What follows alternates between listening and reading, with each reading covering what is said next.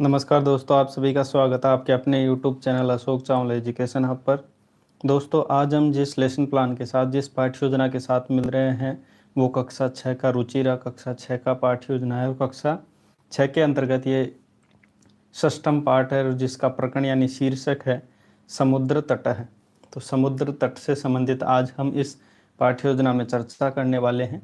तो संपूर्ण पाठ्य योजना विशेष देखिए, कहीं पे स्किप मत करना, क्योंकि इसको आप डिटेल से देखे तो ही इसको अच्छे से बना पाओगे। देखिए, हमारे लेसन प्लान हमारे चैनल पर बहुत से अपलोड हैं जो आप देख सकते हैं। यहाँ पे हर लेसन प्लान के अकॉर्डिंग एक प्लेलिस्ट बनी हुई है, जिसमें जिस प्रकार के आपको जिस विषय के अंतर्गत लेसन प्लान चाहिए वो सभी प्रकार के लेसन प्लान हमारे चैनल पर आपको देखने को मिल जाएंगे। और वो हम सभी लेसन प्लानों को डिवाइड कर रखे हैं विषय वस्तु के आधार पर।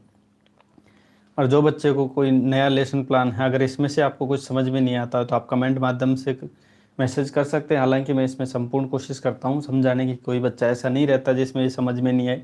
और किसी बच्चे को कोई नया लेसन प्लान चाहिए तो यहाँ पे हमारा चैनल आप सर्च कर सकते हो, वहाँ पे कमेंट कर सकते हो, या फिर हमारे व्हाट्सअप नंबर जो आपको दिए होते हैं उस व्हाट्सअप नंबर पर भी आप मैसेज कर सकते हैं, जिसके माध्यम से वो जल्दी से जल्दी लेसन प्लान आपको प्रोवाइड करवा दिया जाता है हमारे चैनल अशोक चावला एजुकेशन के माध्यम से। चलिए, आज का लेसन प्लान है जिसका प्रकरण यानी शीर्षक है समुद्र तट है। जो हम स्टार्ट करते हैं कि इस लेसन प्लान को आप कक्षा 6 के अंतर्गत किस प्रकार बच्चे को पढ़ा सकते हैं या फिर आप विषय वस्तु प्रस्तुत कर सकते हो। तो सबसे पहले आप विद्यालय से नाम, विद्यालय का नाम ऊपर लिखना है। ठीक है, ये हमारे चैनल का नाम लिखा है यहाँ, लेकिन आपको हमारे जिस विद्यालय के अंतर्गत आप पढ़ाने जा रहे हो उस विद्यालय का यहाँ पे नाम लिखना है। उसके बाद किस कक्षा, किस कालांश और किस विषय के अंतर्गत ये पढ़ा रहे हो वो सभी चीज़ें, दिनांक, दिवस, अवधि, ये सामान्य बातें हैं जो आपको पहले से पता होगी और होनी भी चाहिए। ठीक है, उसके बाद प्रकरण का नाम आपको पता होना चाहिए कि प्रकरण का नाम आप यहाँ पे लिखते हो, लेकिन जब आप पाठ्य योजना प्रस्तुत बच्चे को करते हो तो सबसे पहले ब्लैक बोर्ड पर ये चीज़ें नहीं लिखी जाती। ये सभी आपको चीज़ें लिखनी होती है, लेकिन प्रकरण का नाम आप नहीं लिखते हो। प्रकरण का नाम यहाँ पे तब लिखते हो जब प्रस्तावना करने के बाद, जब आप उद्देश्य कथन करते हो तब। तो उद्देश्य कथन करते समय आपको यहाँ पे प्रकरण या आपका जो भी टॉपिक या शीर्षक जो भी आप कहना चाहो उसको आप बाद में लिखते हो। तो कब लिखते हो? जब आप उद्देश्य कथन करते हो। चलिए, उसके बाद बात करते हैं। देखिए, किसी भी लेसन प्लान को पढ़ाने से पूर्व उसके कुछ उद्देश्य निर्धारित किए जाते हैं, जिसमें अगर बात करें कि सामान्य उद्देश्य और विशिष्ट उद्देश्य। देखिए, जो सामान्य उद्देश्य होते हैं वो अपने विषय वस्तु के आधार पर संबंधित होते हैं, जो भी आपका विषय है। और जो विशिष्ट उद्देश्य होते हैं वो विशिष्ट उद्देश्य यानी जो भी होते हैं वो हमारे प्रकरण या फिर शीर्षक से संबंधित होते हैं। तो सबसे पहले बात करते हैं हम सामान्य उद्देश्य से संबंधित, जो कि हमारे संस्कृत आज का हमारा विषय है। और विषय के अंतर्गत संस्कृत में कौन सा हम प्रकरण पढ़ रहे हैं? तो गद्य के अंतर्गत पढ़ रहे हैं। तो गद्य के अंतर्गत पढ़ते समय हम विषय वस्तु के आधार पर सामान्य उद्देश्य के बारे में बात करते हैं, जिसमें छात्रेषु संस्कृत भाषा में प्रति अनुरागोत्पादनम, छात्रों में संस्कृत भाषा के प्रति अनुराग उत्पन्न करना है। दूसरा देखिए, छात्रेषु संस्कृत गद्यम प्रति अभिरुचि जागरणम, छात्रों में क्या करना है? संस्कृत गद्य के प्रति अभिरुचि जागृत करना है। छात्राणाम शब्द भंडारस्य अभिवर्धनम, छात्रों में जो शब्दों का भंडार होता है मस्तिष्क के अंतर्गत, उस मस्तिष्क के अंतर्गत जो शब्द भंडार है उसमें नवीन शब्दों का समाकलन करना। अगला देखिए, छात्रे गद्यगत दर्शनानुगुणम स्वकीय जीवने आचरणाय प्रेरणा प्रदानम, कि बच्चे में जो गद्यगत हम जो भी चीज़ें पढ़ेंगे इस गद्य के अंतर्गत उसमें बच्चों को इन बातों का ज्ञान करवाना और अपने जीवन में उसको आचरण में डालना। ठीक है, छात्रेषु संस्कृत गद्यांश से अर्थग्रहणम समताया विकास है, जो संस्कृत गद्य हम पढ़ने जा रहे हैं उसका बच्चा अर्थ जल्दी से जल्दी ग्रहण कर पाए, ऐसी बच्चों में क्षमता का विकास करना है। ठीक है, उसके बाद बात करते हैं हम विशिष्ट उद्देश्य यानी, इसमें विशिष्ट उद्देश्य की बात करते हैं। तो जिसमें पहला देखिए, ये विशिष्ट उद्देश्य जैसे कि मैंने अभी बताया कि ये हमारे प्रकरण, टॉपिक या शीर्षक से संबंधित होते हैं। इसमें पहला देखिए, सर्वे छात्रा समुद्र तट है विषयम ज्ञास्यन्ति, तो सभी बच्चे क्या कर पाएंगे? समुद्र तट के विषय में जान पाएंगे, जो हम इस विषय वस्तु के अंतर्गत बच्चों को पढ़ाने जाएंगे। दूसरा देखिए, पाठ्य आगता नाम नवीन शब्दानाम ज्ञान प्रदानम, तो इस पाठ में जो समुद्र तट से संबंधित जो भी नवीन हमारे को ज्ञान प्राप्त होगा, नवीन शब्दों का ज्ञान प्राप्त होगा बच्चों में, उन शब्दों का क्या बच्चा ज्ञान कर पाएगा कि समुद्र तट आज हम जो विषय पढ़ रहे हैं उससे संबंधित कौन कौन से नवीन शब्द है। समुद्र तट से यानी समुद्र से किम विशिष्टम ज्ञास्यन्ति, कि समुद्र की क्या क्या विशेषताएं हैं उससे संबंधित बच्चा जान पाएगा कि समुद्र से संबंधित क्या क्या जानकारियाँ हैं। ठीक है, उसके बाद बात करते हैं शिक्षण सहायक सामग्री। देखिए, शिक्षण सहायक सामग्री वो सामग्री होती है जो पाठ्य योजना पढ़ाते समय छात्र अध्यापक की सहायक रूप में काम आती है, चाहे वो छात्र अध्यापक हो, यहाँ पे मैं लड़का हूँ इसलिए छात्र अध्यापक का नाम लूंगा, लेकिन इसमें यहाँ छात्र अध्यापिका भी इंक्लूड है। ठीक है, तो छात्र अध्यापिका या छात्र अध्यापक को पढ़ाते समय जो सहायक रूप में काम आती है वो सभी चीज़ें क्या कहलाती है, टीचिंग एड कह देते हैं या सहायक सामग्री। इसमें पहले बात करें, सुदाखंड आपका चौक हो गया, मार्जनी आपका डस्टर हो गया, आकुंचन फलक जिसे आप लपेट फलक लिखते हो उसे ही संस्कृत में आकुंचन फलकम लिखा जाता है। श्याम पट्ट, ठीक है, ब्लैक बोर्ड। संकेतिका, संकेतिका होता है आपका पॉइंटर जिससे आप पढ़ाते समय इंगित बच्चे को करके पढ़ाते हो। पूर्व ज्ञानम, इसमें पूर्व ज्ञानम में यहाँ पे आप देखिए मैंने लिखते समय शायद भूल गया, यहाँ पे आप लिख लेना, तो समुद्रस्य या फिर समुद्र तटस्य विषय सामान्य जानन्ति, तो बच्चा समुद्र तट या समुद्र के विषय में सामान्य जानकारी रखता है। ठीक है, उसके बाद अगला बिंदु है जो कि पाठ्य योजना का प्रस्तावना बिंदु है, इसमें देख लीजिए। इसमें देखिए कुछ प्रश्नों के माध्यम से पाठ्य योजना का प्रस्तुतिकरण किया जाता है। इसमें मतलब क्या होता है कि बच्चों को कुछ प्रश्न के माध्यम से हमारा जो कौन सा टॉपिक या कौन सा शीर्षक आज हम पढ़ाने जा रहे हैं वो बच्चों से निकलवाते हैं। जिसमें देखिए प्रश्न छात्र अध्यापक क्रिया, इसमें कॉलमों की अगर बात करें तो इसमें एक छात्र अध्यापक क्रिया होता है, एक छात्रा क्रिया। छात्र अध्यापक क्रिया में तो छात्र अध्यापक बच्चों से अपना प्रकरण निकलवाने के लिए कुछ प्रश्न करता है और छात्र क्रिया में छात्र उन प्रश्नों का उत्तर देता है। तो प्रश्न देखिए, वयम पठनार्थम कुत्र गच्छन्ति, कि हम पढ़ने के लिए कहाँ जाते हैं, तो विद्यालय।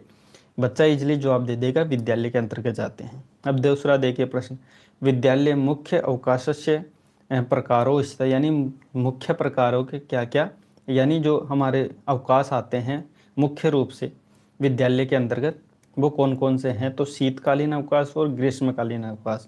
ठीक है, आप इसमें और भी आप लिखना चाहो तो वो भी आप लिख सकते हो। ठीक है, तीसरा प्रश्न देखिए, ग्रीष्मकाले अवकाश, यानी ग्रीष्मकाले, जब ग्रीष्मकाल अवकाश होता है, वयम कुत्र गच्छामः, हम कहाँ जाते हैं, तो हिमयुक्त स्थानम, जहाँ पे बर्फीला कोई स्थान हो वहाँ पर जाते हैं, या फिर समुद्र तटस्य पार्श्व, कि समुद्र तट के या समुद्र के पास में हम जाते हैं। चौथा प्रश्न देखिए, वयम समुद्रे कुत्र भ्रमामः, कि हम समुद्र पे जाते समय समुद्र के आसपास में कहाँ भ्रमण करते हैं। तो इसमें समस्यात्मक प्रश्न बच्चा हो जाता है। इसमें चाहे तो बच्चा इसमें अगर उत्तर भी देता है तो इसमें आपको डरने की आवश्यकता नहीं है, क्योंकि बच्चा हो सकता है कि पूर्व ज्ञान के आधार पर यहाँ पे उत्तर दे दे। तो आप बच्चे से अगला ज्ञान जानने के लिए इसमें आप बच्चे के कह सकते हैं कि प्रियांश छात्रा, प्रिय छात्रों, अद्य वयम, आज हम, यहाँ पे मैंने प्रकरण लिखा नहीं है, ठीक है, आप लिख लेना, समुद्र तट लिखना है ना, समुद्र तट, ये करके आपको लिखना है। तो समुद्र तट यहाँ पे लिखना है, विषय विस्तृतन अध्ययनम करिष्यामि, कि आज हम समुद्र तट जो आज हमारा विषय है उसके बारे में विस्तृत अध्ययन करेंगे। उसके बाद देखिए प्रस्तुतिकरण, इसमें क्या होता है कि छात्र अध्यापक द्वारा जो भी विषय वस्तु होती है या पाठ्य वस्तु होती है उसका बच्चों के सामने प्रस्तुतिकरण, यानी मैं कहूँ तो इसमें छात्र अध्यापक कौन सी विषय पढ़ने जा रहे हैं उसको बच्चों के सामने इंगित करता है और बच्चों को ये कहता है कि आज हम जैसे रुचिरा कक्षा 6 के अंतर्गत 6वां पाठ पढ़ेंगे तो वो आप निकाल लीजिए, ऐसा संबोधित करता है और बच्चे वो जो लेसन है उसको खोल लेते हैं। आगे बात करते हैं आदर्श वाचनम। अब आदर्श वाचनम में क्या होता है कि छात्र अध्यापक द्वारा जो विषय वस्तु होती है उसका क्या है, आदर्श वाचन किया जाता है छात्र अध्यापक द्वारा। ठीक है, जो भी विषय वस्तु होती है उसको छात्र अध्यापक पढ़ता है। ठीक है, और यहाँ पे बच्चा उसको ध्यानपूर्वक सुनता है। ठीक है, उसके बाद अगला बिंदु है, अगला सोपान है वो देख लीजिए, अनुवाचनम। इसमें क्या होता है कि छात्र अध्यापक जो विषय वस्तु पढ़ता है वो विषय वस्तु का बच्चों से वाचन करवाता है, उसे ही अनुवाचन कहा जाता है। जिसमें देखिए बच्चे छात्र अध्यापक द्वारा किया गया आदर्श वाचन का गद्य का क्या किया, अनुवाचन बच्चों से करवाया जाता है, कुछ बच्चों के द्वारा किया जाता है। यहाँ पे देंगे मैंने लिखा भी हुआ है, कतिपय छात्राएं, किन्हीं छात्रों के द्वारा, और अन्य छात्र हैं उसको ध्यानपूर्वक सुनते हैं। ठीक है, उसके बाद बढ़ते हैं अगले सोपान की, अशुद्धि संशोधनम। इसमें क्या होता है कि छात्र अध्यापक द्वारा क्या किया जाता है, अशुद्धि संशोधन करवाया जाता है बच्चों को।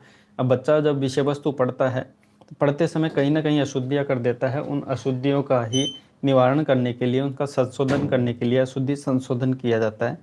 और यह अशुद्धि संशोधन करते समय छात्र अध्यापक बच्चों की भी सहायता लेता हुआ इस पाठ्य योजना में क्या करवाता है, अशुद्धियों का संशोधन करवाता है ताकि बच्चे आसानी से समझ सकें। ठीक है, इसमें बच्चे समझेंगे, सुनेंगे और बाद में उन अशुद्धियों का शुद्धिकरण लिखेंगे भी। चलिए उसके बाद बात करते हैं काठिन्य निवारणम, जो कि अगला सोपान है। इसमें क्या होता है कि बच्चा पढ़ते समय कहीं ना कहीं शब्दों में कठिनता महसूस करता है कि किन्हीं शब्दों को वो जान नहीं पाता, समझ नहीं पाता। हालांकि वो जो अनुवाचन के रूप में उनका उच्चारण कर देता है लेकिन उन शब्दों को समझ नहीं पाता। तो काठिन्य निवारण के अंतर्गत छात्र अध्यापक द्वारा उन्हीं शब्दों का काठिन्य निवारण कहा जाता है जहाँ बच्चे में पढ़ते समय कहीं ना कहीं समझने में कठिनता आई है। तो जैसे अतीव है, अब अतीव बच्चा समझ नहीं पाता है तो बच्चा छात्र अध्यापक इसको बताता है कि अतीव जो शब्द है वो उसका अर्थ है बहुत अधिक। ठीक है, उसका फिर छात्र अध्यापक यहाँ पे वाक्य प्रयोग करके भी बताता है। हालांकि मैं चीज़ें डिटेल से नहीं बोलूँगा क्योंकि स्पष्ट रूप से आपसे दिख रही है। ठीक है, वैसे पाठ्य योजना ज़्यादा लंबी नहीं हो इसलिए मैं शॉर्ट में चल रहा हूँ थोड़ा ना। कहीं पे कोई समस्या आती है तो आप पूछ सकते हो। समधिगम यानी सबसे अधिक, संगम यानी मिलन है, विरहंती यानी घूमते हैं। ठीक है, उसके बाद प्रायद्वीप या तीनों तरफ से जो भूभाग गिरा हुआ रहता है जल से वो प्रायद्वीप कहलाता है। दीर्घतम यानी सबसे लंबा। ठीक है, उसके बाद बढ़ते हैं मौन वाचनम। अगला जो सोपान है वो है मौन वाचनम। इसमें क्या होता है कि सभी बच्चे मौन रहते हैं। छात्र अध्यापक बच्चों को निर्देश देता है कि आप शांत रहते हुए जो भी विषय वस्तु पढ़ी है उसको दोबारा से वाचन करो, इसे ही मौन वाचन कहा जाता है। और स्वयं छात्र अध्यापक क्या करता है, कक्षा का निरीक्षण करता है। चलिए उसके बाद देखिए अगला जो सोपान है विचार विश्लेषण स्पष्टीकरण से। इसमें क्या होता है कि छात्र अध्यापक द्वारा बच्चों की विचार शक्ति, तर्क शक्ति, कल्पना शक्ति का विकास करने के लिए बच्चे के इन सभी चीज़ों का विकास करने के लिए कुछ प्रश्न करता है। जैसे पहला प्रश्न, भारत देश किम कथ्यते, कि भारत देश क्या कहा जाता है। तो भारत देश प्रायद्वीप कहा जाता है। हालांकि भारत देश बहुत कुछ कहा जाता है वो ना, लेकिन हम विषय वस्तु के आधार पर पढ़ रहे हैं तो बच्चे को उसी नॉलेज के आधार पर प्रश्न किया जाता है, विषय वस्तु को आधारित। तो बच्चा इसमें पढ़ा हुआ है प्रायद्वीप कहा जाता है भारत को। तो छात्र अध्यापक क्या करता है, थोड़ा स्पष्टीकरण के माध्यम से थोड़ा और डिटेल से बताता है। इसमें स्पष्टीकरण का मतलब यही होता है कि बच्चों को ज्ञान को विस्तारित करना, जिसमें स्पष्टीकरण के माध्यम से बताता है कि भारत देश एशिया महाद्वीपस्य भाग अस्ति, कि एशिया महाद्वीप का भाग है भारत, और भारत देश एक प्रायद्वीप है। और प्रायद्वीप क्या होता है कि जो त्रिशु दिशासु, तीनों दिशाओं में जल से पूरित यानी जल से भरा हुआ होता है, तीनों तरफ जिसके जल होता है वो भूभाग क्या कहलाता है, प्रायद्वीप कहलाता है। तो छात्र अध्यापक क्या है, इसको थोड़ा डिटेल से बच्चों को बताता है। चलिए उसके बाद अगले सोपान पे आते हैं जो कि है बोध प्रश्न। अब छात्र अध्यापक यह करता है कि संपूर्ण विषय वस्तु पढ़ा तो दी जाती है, लेकिन संपूर्ण विषय वस्तु पढ़ाने के बाद बच्चे को कितना समझ में आया है, कितना नहीं समझ में आया, ये जानने के लिए कुछ प्रश्न किए जाते हैं। और वो जानने के लिए जो प्रश्न किए जाते हैं उन्हें ही बोध प्रश्न कहे जाते हैं। जैसे जो पहला प्रश्न है उसको देखिए, कस्मिन् तटे त्रयाणाम सागराणाम संगम भवति, कि किसके तट पर तीनों सागरों का संगम है, तो वो कन्याकुमारी के तट पर है। दूसरा देखिए, प्रायद्वीप किम कथ्यते, कि प्रायद्वीप किसे कहा जाता है। तो तीन तरफ से जो जल से गिरा हुआ भूभाग है उसको क्या कहता है, प्रायद्वीप कहा जाता है। चलिए उसके बाद बात करते हैं अगले सोपान की है जो मूल्यांकन प्रश्न। इसमें क्या होता है कि मूल्यांकन प्रश्न यानी बच्चों का आकलन करने, जैसे आपको यहाँ पे स्पष्ट रूप से दिख रहा है, मूल्यांकन यानी बच्चों का आकलन करने के लिए प्रश्न किए जाते हैं। और बच्चों को इसमें संपूर्ण विषय वस्तु के आधार पर प्रश्न किए जाते हैं, बच्चों का इसमें ज्ञान जाना जाता है। पहला प्रश्न देखिए, कै जना काबी जल विहारम कुर्वन्ति, यानी जल में विहार यानी जल में कैसे घूमते हैं सभी लोग। तो नौकाबी यानी नौकों के सहारे, नौका होती है नाव है ना। दूसरा प्रश्न देखें, भारत से दीर्घतम समुद्र तट है, यानी भारत का सबसे दीर्घतम सबसे लंबा समुद्र तट कौन है, तो वो चेन्नई नगर में है, मेरीना तट है ना। तीसरा प्रश्न देखिए, जना कुत्र सवेरम विरहंती, तो जना यानी लोग है, कुत्र यानी कहाँ, सवेरम यानी सवेरम होता है कि अपनी इच्छा के अनुसार, विहरंती यानी घूमते हैं। तो कहाँ पर लोग अपनी इच्छा के अनुसार घूमते हैं, तो मुंबई नगर में आपने सुना होगा जुहू तट, वहाँ पर बच्चे क्या है कि सभी लोग अपने इच्छा के अनुसार घूमते हैं।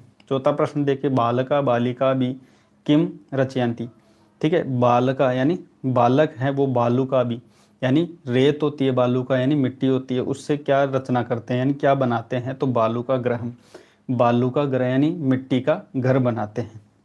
अब आप भी नदी के समुद्र या फिर समुद्र के तट पर आप जाते हो तो वहाँ पे ये चीज़ें करने को देखने को मिलती है, जहाँ बच्चे मिट्टी से खेलते हैं तो ये सभी चीज़ों का निर्माण करते हैं। पांचवा देखिए, कोच्चि तट केव्य ज्ञायते, कि कोच्चि तट है उसमें केव्य ज्ञायते यानी किसके लिए वो ज्ञायते यानी जाना जाता है, तो नारिकेल फलेब्य यानी नारिकेल फलेब्य यानी नारियल के पेड़ों के कारण, नारियल के फलों के कारण। चलिए उसके बाद बढ़ते हैं हमारे अंतिम सोपान की तरफ, जो कि है गृह कार्यम यानी होमवर्क। इसमें देखिए छात्र अध्यापक द्वारा संपूर्ण विषय वस्तु को आधार मानकर बच्चों को प्रश्न दिया जाता है, ताकि बच्चे घर जाने के बाद इसका पाठ का रिवीजन कर पाए, उसका रिकॉल कर पाए। ऐसा प्रश्न इसमें रखा जाता है ताकि बच्चों की जो विचार शक्ति है उसमें वृद्धि हो सके और बच्चा संपूर्ण विषय वस्तु को भी याद रख पाए। तो प्रश्न देखिए, समुद्र तटस्य, समुद्र तट के विषय में किम वैशिष्ट्यम यानी समुद्र तट का क्या विशेषताएं हैं, क्या उसमें वैशिष्ट्य है। सर्वे छात्रा, सभी छात्र सौ शब्दानाम अपने शब्दों के अनुसार लिखित व आनित, यानी छात्र अध्यापक या छात्र अध्यापिका द्वारा बच्चे से गृह कार्य के रूप में यह प्रश्न दिया जाता है कि आप घर जाने के बाद अपने स्वयं शब्दानाम अपने शब्दों के अनुसार लिख कर लेके आए, है ना। क्या लिखने आए, समुद्र तट का वैशिष्ट्य यानी उसकी क्या विशेषता है। तो दोस्तों ये थी आज की पाठ्य योजना, जो कि समुद्र तट रुचिरा कक्षा 6 के लिए गया है। ये लेसन प्लान है संस्कृत गद्य का पाठ्य योजना, जिसका प्रकरण है समुद्र तट है। देखिए ये पाठ्य योजना यहाँ पे समाप्त होती है, और ऐसी ही नई नई पाठ्य योजना को अगर आपको आवश्यकता है तो ये हमारे व्हाट्सअप नंबर है, यहाँ पे आप व्हाट्सअप कर सकते हैं। विषय वस्तु अगर आप भेजते हैं तो जल्दी से जल्दी वो लेसन प्लान आपको प्रोवाइड करवा दिया जाता है। बाकी इसकी PDF की लिंक आपको हमारे Telegram channel Ashok Chawla education app पर मिल जाती है, और इसका PDF का लिंक भी आपको हमारे डिस्क्रिप्शन में मिल जाता है। बाकी मिलते हैं ऐसी नई रोचक पाठ्य योजना के साथ। अभी के लिए इतना ही। वीडियो देखने के लिए आपका बहुत बहुत धन्यवाद।